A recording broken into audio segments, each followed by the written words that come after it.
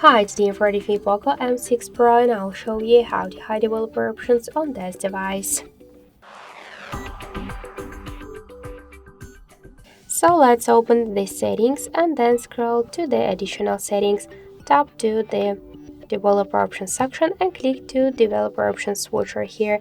Now we should restart our device to just disable the developer mode, so click to restart button and wait a couple of seconds.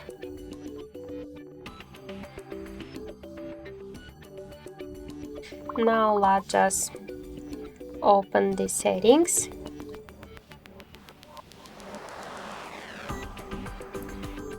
Additional settings, and we could see that the developer mode successfully disabled. That's it. Thank you for watching, and if you like this video, leave thumbs up and subscribe.